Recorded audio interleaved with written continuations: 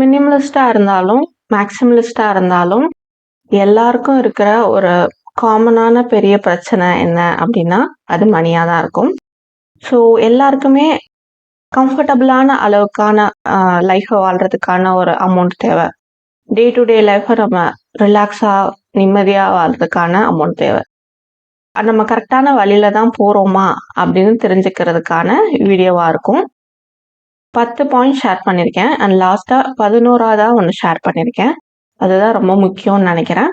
So video ஃபுல்லாக பாருங்கள். நீங்கள் உங்கள் லைஃப்பில் உங்களோட வெல்த்தை எப்படி பில்ட் பண்ணிட்டு இருக்கீங்க அப்படிங்கிறத தெரிஞ்சுக்கலாம். So first one, yes, budgeting சொன்னால் நிறைய பேர் தூக்கம் வரும், போர் அடிக்கும். நான் நிறைய வாட்டி சொல்கிற மாதிரி இருக்கும், பட் அதுதான் ட்ரூ. உங்களோட இன்கம் லெவல் எதுவாக இருந்தாலும், 10,000 ரூபாயா இருந்தாலும், 25,000 ரூபாயா இருந்தாலும், 50,000, 1 lakh, 2 lakh, 5 lakh, no matter what, budgeting ரொம்ப ரொம்ப ரொம்ப முக்கியம். பட்ஜெட்டிங் இருந்தால் தான் நம்மளுக்கு எவ்வளோ அமௌண்ட் நம்மளுக்கு இந்த மாதம் வருது, நம்ம எவ்வளோ செலவு பண்ணுறோம், எதில் எவ்வளோ செலவு பண்ணுறோம், இதெல்லாம் தெரிஞ்சுக்க முடியும். ஸோ நீங்கள் வாழ்க்கையில் எந்த ஸ்டேஜில் இருந்தாலும் பட்ஜெட்டிங் பண்ணுறீங்கன்னா நீங்கள் கரெக்டான வழியில் போயிட்டுருக்கீங்கன்னு அர்த்தம். ஸோ பட்ஜெட்டிங்னு சொல்லும் போது நான் ஆல்ரெடி எக்ஸல் ஷீட்டில் நான் எப்படி பண்ணுவேன் அப்படிங்கிறத ஷேர் பண்ணியிருக்கேன். லிங்க் டிஸ்கிரிப்ஷன் பாக்ஸில் கொடுக்குறேன். பட் நீங்கள் அதுதான் அப்படி தான் பண்ணணுங்கிறது கூட கிடையாது. நீங்கள் அதுக்கு நிறைய ஆப் இருக்குது, அந்த ஆப்லாம் நீங்கள் ட்ரை பண்ணலாம். இல்லைன்னா நீங்கள் ஒரு நோட் பெனில் கூட எழுதலாம். பட் பட்ஜெட்டிங் இல்லாமல் நம்ம வெல்த் பில்ட் பண்ணுறதுக்கான நெக்ஸ்ட் ஸ்டெப்புக்கு போகவே முடியாது. அடுத்தது இன்வெஸ்ட்மெண்ட். நம்ம சேவ் பண்ணுறது மட்டும் இல்லை, பணத்தை இன்வெஸ்ட் பண்ணணும். இன்வெஸ்ட்மெண்ட்னு சொல்லும் போது நிறைய டைப்ஸ் இருக்குது. ஒவ்வொருத்தவங்களும் ஒவ்வொன்று சூஸ் பண்ணுவாங்க.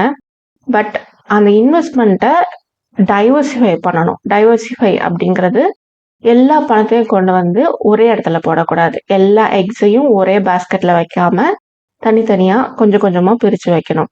இதில் 2 மெயின் கேட்டகரி மோஸ்ட்லி வெல்த்தியான பீப்புள் டிவைட் பண்ணுறது என்னன்னு பார்த்தீங்கன்னா, ஒன்று வந்து ரியல் எஸ்டேட், இன்னொன்று வந்து ஸ்டாக் மார்க்கெட். ஸோ ரெண்டுலேயுமே வந்து கால்குலேட்டர் ரிஸ்க் தான் பண்ணுற மாதிரி இருக்கும். ஸோ ரியல் எஸ்டேட்டில் இன்வெஸ்ட் பண்ணுறதும், ஸ்டாக்ஸ்ன்னு வரும்போது ஸ்டாக்ஸ்லேயும் நிறைய டைவர்சிஃபிகேஷன் இருக்குது. High risk, medium risk, low risk, அந்த மாதிரி. ஸோ இந்த மாதிரி நம்மளோட இன்வெஸ்ட்மெண்ட்டை பிரித்து வைக்கும் போது தான் நம்மளோட ஒரு வெல்த்தியான லைஃப்பை வந்துட்டு உருவாக்க முடியும். அடுத்தது பார்த்தீங்கன்னா, உங்களோட லைஃப் ஸ்டைல் எப்படி இருக்கணும் அப்படிங்கிறத நீங்கள் தான் டிசைட் பண்ணணும். நான் வந்து லைஃப்பில் இந்த ஃபினான்ஷியல் பொசிஷனில் இருந்தால் எனக்கு வந்து ஓகேவா இருக்கும், அந்த மாதிரி ஒரு இது டிசைட் பண்ணிக்கோங்க. ஏன்னா நம்ம வந்து மணிக்கும் வந்து எல்லையே கிடையாது. சம்பாதிக்கணும்னு நினச்சா சம்பாதிச்சுக்கிட்டே இருக்கலாம். பட் நம்மளோட லைஃப் ஸ்டைல், எனக்கு வந்து இந்த மாதிரியான ஒரு வீடு வேணும், இந்த மாதிரியான ஒரு கார் வேணும், இந்த மாதிரியான என்னோட லைஃப் ஸ்டைல் இருக்கணும், நான் வந்து ஒரு மாதத்துக்கு இவ்வளோ ஸ்பெண்ட் பண்ணுவேன், அந்த மாதிரியான லைஃப் ஸ்டைலை வந்துட்டு மேக்ஸிமலிஸ்டாக இருக்கிறதுல தப்பு கிடையாது. I'm Minimalist. பட் மேக்ஸிமலிஸ்டாக இருக்கிறதுல தப்பு அப்படின்னு நான் சொல்ல மாட்டேன். அது வந்து ஒவ்வொருத்தவங்களோட ப்ரிஃபரன்ஸ். நீங்கள் வந்து மினிமலிஸ்டாக இருக்கிறேன் இல்லை மேக்ஸிமலிஸ்டாக இருக்கிறேன் அப்படின்னு சூஸ் பண்ணுறது உங்களோட ப்ரிஃபரன்ஸ். அது எதுவாக இருந்தாலும் அதுக்கு எனக்கு எனஃப் அமௌண்ட் எது, என்னோட லைஃப் ஸ்டைலை மெயின்டைன் பண்ணுறதுக்கான எனஃப் அமௌண்ட் என்ன அப்படிங்கிறத தெரிஞ்சுக்கணும். அடுத்தது பார்த்தீங்கன்னா எமர்ஜென்சி ஃபண்ட். ரீசெண்டாக ஒரு வீடியோ பார்த்துட்டு இருக்கும் போது எதுக்கு எமர்ஜென்சி ஃபண்ட் இவ்வளோ எடுத்து வைக்கணும், அது வேஸ்ட் ஆஃப் மணி அப்படிங்கிற மாதிரி ஒரு இன்ஃப்ளூயன்சர் பேசியிருந்தாங்க. It was shocking. ஏன்னா ஒரு யூடியூப், ஒரு சோஷியல் மீடியா பிளாட்ஃபார்ம்ங்கிறது நிறைய பேரை இன்ஃப்ளூயன்ஸ் பண்ணக்கூடிய ஒரு இடம். ஸோ அந்த மாதிரி இதில் நீங்கள் இந்த மாதிரி கேட்டிங்கன்னா அதை வந்து எடுத்துக்காதீங்க. ஏன்னா எமர்ஜென்சி ஃபண்ட் எவ்வளோ இம்பார்ட்டன்ஸ் அப்படிங்கிறத சிம்பிளாக சொல்லணும்னா, இப்போது நான் ரீசெண்டாக கொஞ்சம் லோன்லாம் இருக்குது, கட்டிகிட்டு இருக்கேன், அதெல்லாம் கூட வீடியோவில் ஷேர் பண்ணியிருந்தேன். இந்த டைம்லையும் என்கிட்ட கொஞ்சம் எமர்ஜென்சி ஃபண்ட் இருந்தது.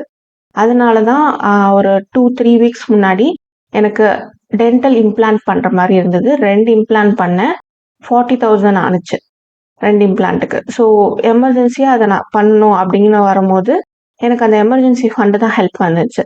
ஸோ ஒரு வெல்த்தியாக இருக்கிறோம் அப்படிங்கும் போது ஒரு சாலிட் எமர்ஜென்சி ஃபண்ட் இருக்கும் போது நம்ம கவலை இல்லாமல் இருக்கலாம், எந்த பிரச்சனை வந்தாலும் ஃபேஸ் பண்ணலாம்.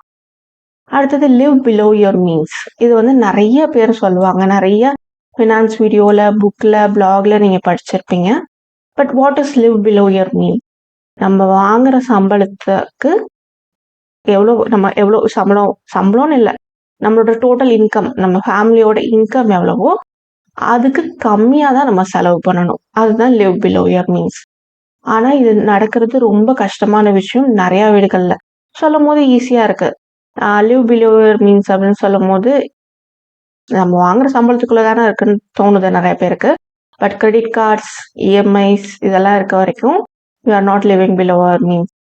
ஸோ அந்த இஎம்ஐ எல்லாம் கட்டினது போக நம்ம கையில சேவிங்ஸ் பண்றதுக்கும், இன்வெஸ்ட்மென்ட் பண்றதுக்கும் அமௌண்ட் இருக்கணும். அந்த மாரி இருக்கும்போது தான் நீங்க வெல்த் நோக்கி போயிட்டு இருக்கீங்க அப்படின்னு நம்ம வந்து தெரிஞ்சுக்க முடியும். அடுத்தது பார்த்தீங்கன்னா, யூ ஹேவ் நோ டெப்ட் அந்த மாரி இருக்கும். அப்படி இல்லன்னா எல்லாராலயும் டெப்ட்டே இல்லாம இருக்க முடியுமான்னு கேட்டீங்கன்னா, இல்ல. சம் பாயிண்ட் ஆஃப் டைம்ல எல்லாருக்குமே டெப்ட் இருக்கும். Including me. இப்போ வீடு கட்டணும், கார் வாங்கணுங்கும்போது நான் லோன் தான் எனக்கு தேவைப்பட்டுச்சு. I have some loan. But அத முடிக்கிறதுக்கான ஒரு ஸ்ட்ராட்டஜியும் கிரியேட் பண்ணிக்கிறேன் நானு. 3 to 4 இயர்ஸ்ல அத எப்படி கம்ப்ளீட் பண்ணலாம்? இல்லன்னா உங்களோட டெப்ட் டு இன்கம் ரேஷியோ கம்மியா இருக்கணும். டெப்ட் டு இன்கம் ரேஷியோ அப்படின்னா, நீங்க வாங்குற சம்பளத்துல உங்களுக்கு இஎம்ஐ போகுது இல்லையா? இல்ல நீங்க லோனு கட்டுற அமௌண்ட் கம்மியா இருக்கணும். அந்த மாரி இருந்ததுன்னா உங்களால ஈஸியா மேனேஜ் பண்ண முடியும். ஸோ டெப்ட் டு இன்கம் ரேஷியோவ கம்மியா வச்சுக்கணும். இல்லன்னா டெப்ட்டே இல்லாம வச்சுக்கணும். டெப்ட்டே இல்லாம இருந்தா ரொம்ப ஹாப்பியா இருக்கும். ஏன்னா ஒரு 7 மந்த்ஸ் முன்னாடி வரைக்கும் என்கிட்ட எந்த டெப்ட்டும் இல்ல. பட் இப்போ டெப்ட் இருக்கும்போது அந்த டிஃபிகல்டீஸ் எனக்கு புரியுது. Try to close your loans as soon as possible. அடுத்தது நீங்க வெல்த்தியா இருக்கீங்க, வெல்த்தை நோக்கி போயிட்டு இருக்கீங்க, இல்ல வெல்த்தியா இருக்கீங்க அப்படின்னு தெரிஞ்சுக்கலாம் அப்படின்னா, மல்டிபிள் இன்கம் சோர்சஸ் இருக்கும். At least 2 income sources. அது வந்து full and full husband and wife இருக்காங்கன்னா, அவங்க சேலரி மட்டும் டிபெண்ட் பண்ணி இல்லாம மாரி இருக்கணும். ஏன்னா இப்போ வந்துட்டு வேலைகள் வந்து எப்போ வேலைய விட்டு எடுக்குறாங்க, இல்ல நம்மளால வேலைய கன்டின்யூ நான் வந்து கவர்மெண்ட் ஜாப்ல தான் இருந்தேன். திடீர்னு வேலைய விடுற மாரி எனக்கு சூழ்நிலை ஏற்பட்டுச்சு. வேலைய மட்டுமே பேஸ் பண்ணி நம்ம வந்து லைஃப்ப நடத்த முடியாது.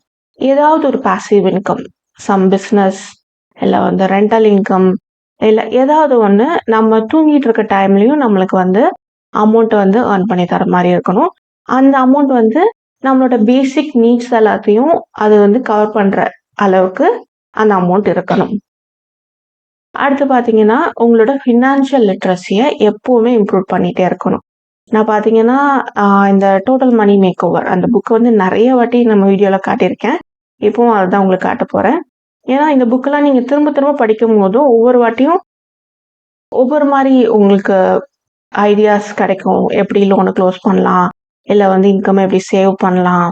இன்னும் வேற என்ன பண்ணலாம்? இந்த மாரி நம்ம படிச்சுக்கிட்டே இருக்கலாம். நம்ம தெரிஞ்சுக்க வேண்டிய விஷயம் இந்த உலகத்துல நெறைய இருக்கு. நம்ம எல்லாமே தெரிஞ்சுக்கிட்டோம். நம்ம எல்லாமே கரெக்ட்டா பண்றோம். அப்படின்னு நம்ம ஒன்ஸ் நெனச்சுட்டோம் அப்படின்னா, நம்ம மைண்ட நம்ம டெவலப் பண்ணிக்கிறத நிறுத்திடுவோம். ஃபினான்ஸ் அப்படின்னு வரும்போது நான் என்னதான் பேங்க்ல ஒர்க் பண்ணியிருந்தாலும், பெர்சனல் ஃபினான்ஸ்ல நான் தெரிஞ்சுக்கிறதுக்கு இன்னும் நெறையா இருக்கு. நான் பிராக்டிகலா நெறைய விஷயங்கள் பார்த்துருக்கேன், பண்ணியிருக்கேன். இருந்தாலுமே நானுமே தெரிஞ்சுக்கிறதுக்கு நெறைய இருக்கதான் செய்யுது. ஸோ அதே மாரி தான் எல்லாருக்குமே. ஸோ எப்பவுமே டெவலப் பண்ணிக்கிட்டே இருங்க உங்களோட நாலேட்ஜ. அடுத்தது லைஃப் ஸ்டைல் க்ரீப்ப வந்து அவாய்ட் பண்ணுவீங்க. நீங்க வெல்த்த நோக்கி போக ஆரம்பிச்சுட்டீங்க. ஒரு ரிச் வெல்த் அப்படின்னு சொல்லும்போது, இப்போ நம்ம கிட்ட அமௌண்ட் வந்து சேலரி இன்க்ரீஸ் ஆகுதுன்னா, உடனே இல்ல ஒரு ஒரு ஒரு கிளரிக்கல் பொசிஷன்ல இருந்து ஆஃபீசர் பொசிஷனுக்கு போறோம். அப்படிங்கும்போது உடனே ஒரு ஃபோன் மாத்துறதுல ஆரம்பிச்சு, கார் மாத்துறது, வீடு மாத்துறது, இந்த மாரி நம்ம அததான் லைஃப் ஸ்டைல் க்ரீப் அப்படிங்கிறது. நம்மளோட லைஃப் ஸ்டைல சேஞ்ச் பண்ணிக்கிட்டே இருப்போம். இதுதான் நான் ஃபர்ஸ்ட் சொன்ன பாயிண்ட்ல சொல்லியிருந்தேன். லைஃப் ஸ்டைல் இதுதான் என்னோட லைஃப் ஸ்டைல் இப்படிதான் அப்படிங்கிறத செட் பண்ணிக்கோங்க. ஸோ இந்த லைஃப் ஸ்டைல் க்ரீப் ஆட்டோமேட்டிக்கா நம்மளோட சொசைட்டல் ப்ரெஷர்னால, பியர் ப்ரெஷர்னால ஏற்படும். அடுத்தவங்க வந்து ஏதாவது சொல்லுவாங்க, உன் ஸ்டேட்டஸ்க்கு நீ இது வச்சிருக்கணும் அப்படின்னு. பட் அதெல்லாம் வந்து டோட்டல் பிஎஸ். ஸோ வந்து உங்களோட லைஃப் ஸ்டைல் என்ன அப்படிங்கிறத நீங்க மட்டும்தான் தீர்மானிக்க முடியும். அடுத்தது மத்தவங்களுக்கு நீங்க பணம் உதவி பண்றதுக்கு குடுக்க ஆரம்பிப்பீங்க. ஸோ அது சொந்தக்காரங்கன்னு நான் சொல்லல. ஜென்ரலா ஏதாவது ஒரு காஸ்க்காக. எனக்கு பார்த்தீங்கன்னா, நான் வந்து ஒரு ஒரு ஸ்டேஜ் ஒரு நல்ல லோன்லாம் முடிச்சு ஒரு நல்ல ஸ்டேஜ்ல இருக்கும்போது, ஒரு காஸ்க்காக நான் சப்போர்ட் பண்ணணும்னு நெனைக்கிறேன்னா, அது வந்து கேன்சர் அப்படிங்கிற ஒரு காஸ்க்காக.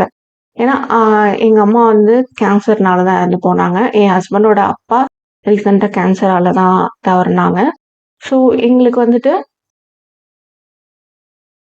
அந்த காஸ்க்காக ஏதாவது ஒரு விதத்துல எங்களால ஒரு முடிஞ்ச அமௌண்ட்ட குடுக்கணும் அப்படிங்கிறது. இது எதுவா வேணாலும் இருக்கலாம். நீங்க சில்ட்ரன்ஸ்க்கு பண்றதா இருக்கலாம்.